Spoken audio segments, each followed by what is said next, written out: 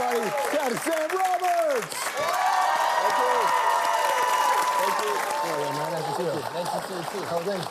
Things are good, thank you. Thanks for having me.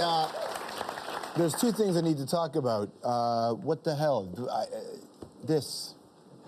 I expected the bearded you, and then you walked in, I thought I was back at Much Music, and your video was on, like, oh, there's the face. Yeah. I had a run-in with my 7-year-old daughter this morning. Seriously? Yeah.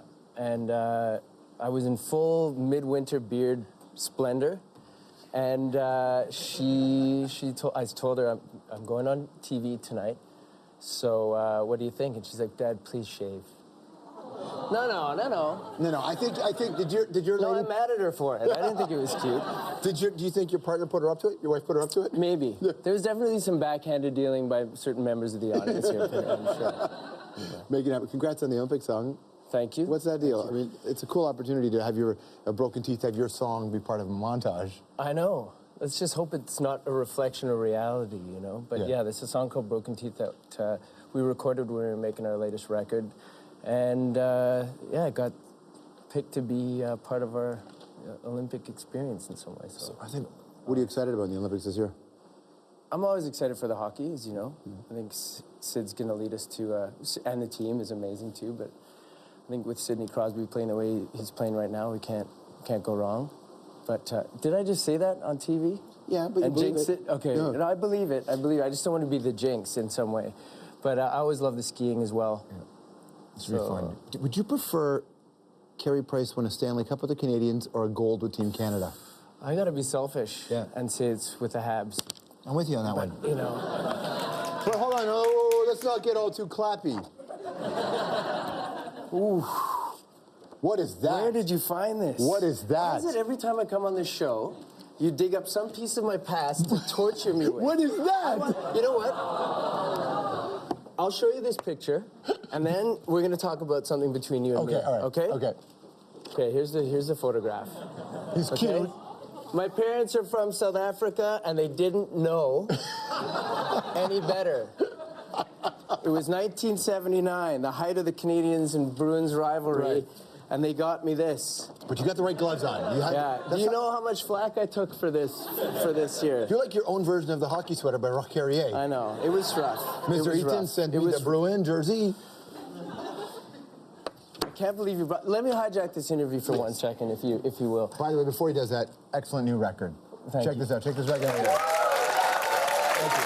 Low Fantasy is out February 11th. I say that because I don't know what you're going to say.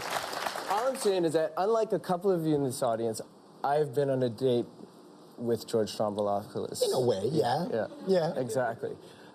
George called me up to go to the Habs 100-year anniversary a couple of years ago. It was very nice. And we went to the game together. George doesn't drink. I drink a lot. So he was a perfect cover for me. So I sat there with my 2 beers. One was supposed to be for him, one was for me. Anyway, we were having a great old time. And that's when I realized the height of the fame that you have now come to live in your life. Yes, absolutely, because I'm like, I'm in my hometown, I'm gonna get, you know, it's gonna be crazy, George, look out, you know, people are gonna be bombarding you. We get up, and people are literally like, out of the way, they're like, Monsieur Stroumboulopoulos! Hey! J'aime ton show, c'est incroyable, mon ami. Yeah, you know, but they ran us both over for vegan. They were like, can you hold my glove and mitts while I take a picture with George? Listen, they were just nervous around you. And yeah, it was the absolute truth. That's what it's like to date George Stroumboulopoulos in this day and age. It was a lot of fun, though. We had a good time that night. I was the Lyle Lovett to your Julia Roberts.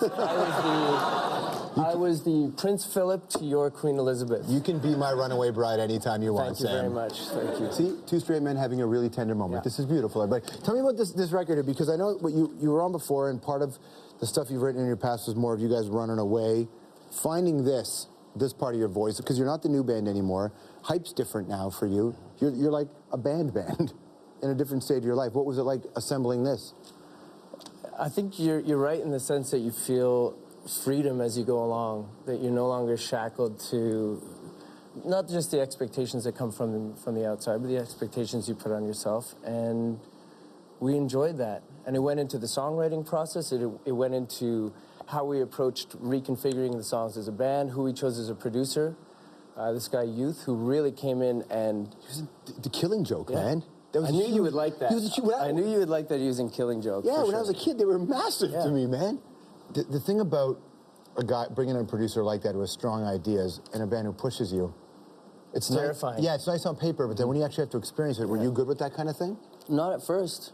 I didn't like anything he had to say, because everything was counter to what my idea for the songs was in some way, and that was his whole method, is to just go in there and challenge you as a songwriter and challenge you as a musician and ultimately challenge you as a band in the studio, and the challenging didn't stop.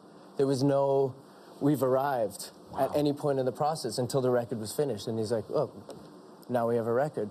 And we're like, what just happened?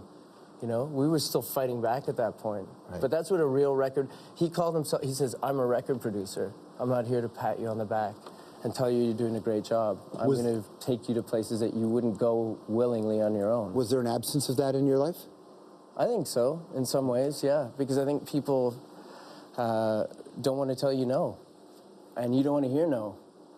And sometimes... That's the biggest part. You don't want to hear no, right? I think you need to hear no. And we were told no basically the whole time. Mind you, we recorded the record in 12 days. That was another part of his method. Of just getting you in the studio, everybody's playing all the time. You don't really have any idea what shape your record is taking until it's finished. The first Doors record was recorded in 12 days. Exactly. You've always been our Jim Morrison with less drugs, right? I think that's a positive. Stick around. I want to play Anthropology with Sam right after this.